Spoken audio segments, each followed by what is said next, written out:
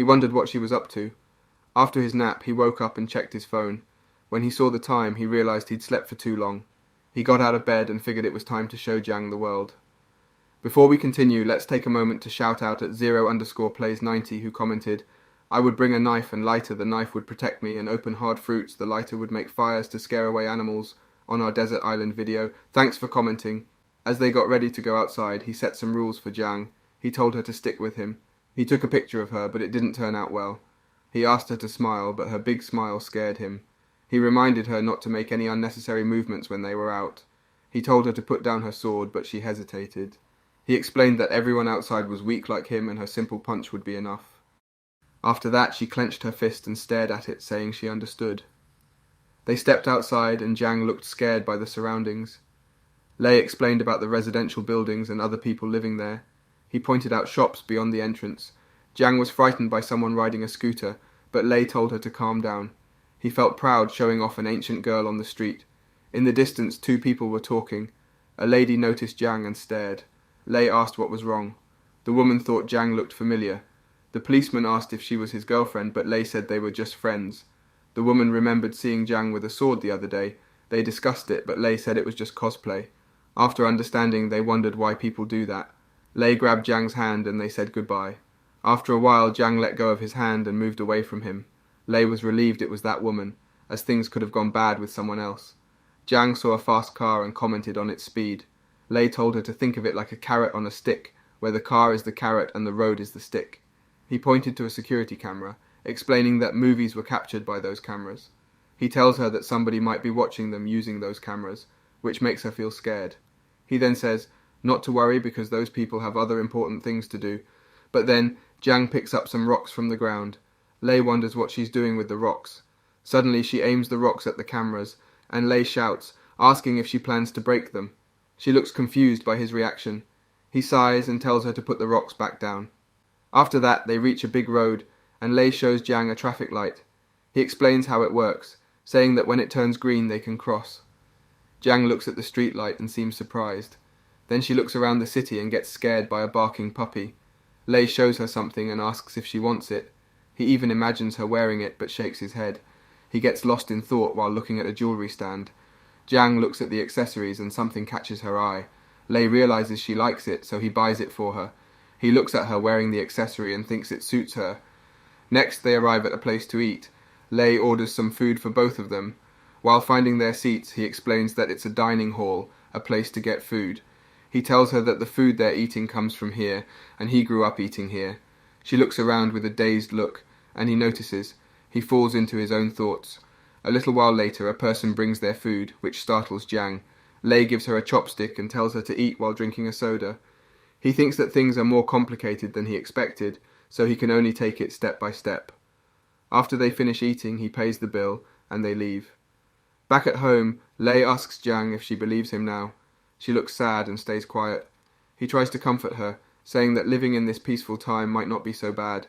He explains that if they can solve her ID problem, she can work and live happily. But Jiang still wants to go back home. He tells her that's impossible because they're 1200 years in the past. She asks how to solve her identity problem, and he admits he's not sure, but they'll figure it out eventually. He tells her to start by getting used to this society and he'll help. Jiang feels happy to hear that and thanks him, calling him young hero. Lei smiles and says it's no big deal. He explained to her how important the idea was and said he'd show her with an example. Curious, he asked where the piece of paper from yesterday was. John quickly responded that she had thrown it in the dustbin. Lei looked at the dustbin, his face filled with worry, and asked what would happen if she couldn't solve this identity issue. Jiang questioned Lei further, and he explained that without an identity card, she wouldn't have any rights. He mentioned that most types of jobs, apart from illegal sweatshops, required an identity card. Without a paying job, it would be hard for her to take care of herself. He added that she wouldn't be able to rent a place or stay at a hotel without an identity card either. Even travelling to faraway places like on a bullet train or a long-distance coach would be tough. Also, if she had any disagreements, she couldn't resolve them without an identity card.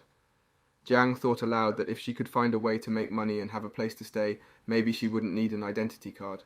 But Lei disagreed, saying that getting a phone line or a bank card also required an identity card. He started searching online, noting that if she had arrived 20 years earlier, this problem might have been simpler. While looking for solutions online, he suggested that she could try contacting the government, although that might risk her freedom. Feeling protective, Jiang gripped her sword and questioned Lei about his intentions to hand her over to the authorities. Lei assured her it was just a hypothetical thought. He advised her to study the world's history first before making any decisions. Jiang then asked him softly if she was bothering him by staying there. Lei's response was reassuring. As long as she didn't go around slashing everything, it was actually okay. After searching for a while, Lei sighed. He didn't find anything useful, so he checked his phone and thought about calling Qin Hao, his best buddy who is a local police officer. Lei also thought about how Jiang would react when she saw him, so he decided to text her first. He asked her to go out for some skewers, thinking she might know something since she's a civil servant. After that, Lei decided to take a shower. While showering, he wondered if Jiang had taken a shower yet. He suddenly remembered he forgot to buy her pajamas. He realized that with someone of the opposite sex in the house, he couldn't walk freely without clothes.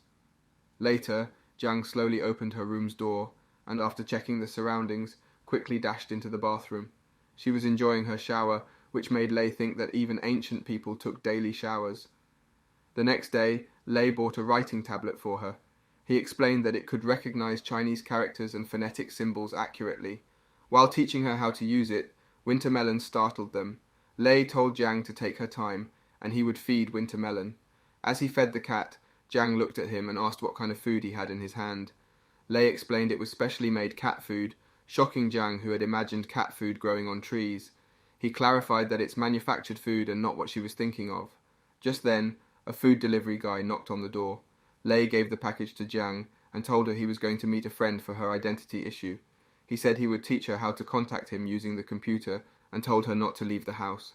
While Jiang was enjoying her burger, Wintermelon approached her with sparkly eyes. However, Lei picked up the cat and said she needed to stick to the cat food. Jiang asked if she couldn't feed the burger to Wintermelon, and Lei replied that she couldn't because it's unhealthy. Jiang looked at him in disbelief, ate the burger slowly while sobbing, and found the hamburger no longer appealing. Before leaving, Lei created a QQ account for her and explained that she could use the writing tablet to contact him if anything came up. Lei finally arrived and found Ken waiting.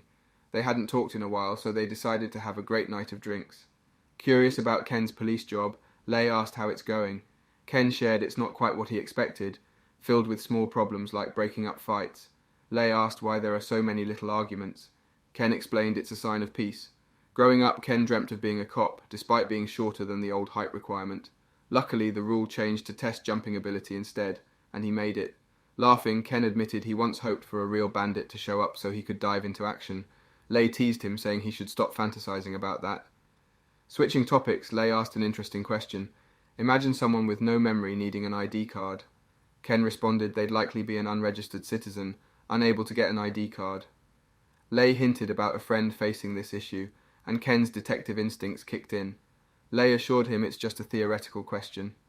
Ken shared the police approach. If they meet an unregistered person claiming memory loss, they'd investigate. They'd check if they were missing, kidnapped, or escaped. If all checks cleared, they'd be released.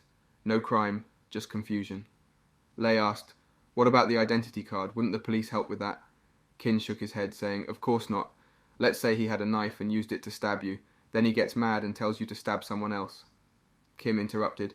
"If he stabs someone and goes for surgery and comes back with no memory, that's not okay." What will happen next? Find out next time by staying tuned for our future recaps. Don't forget to like and subscribe for more great recaps.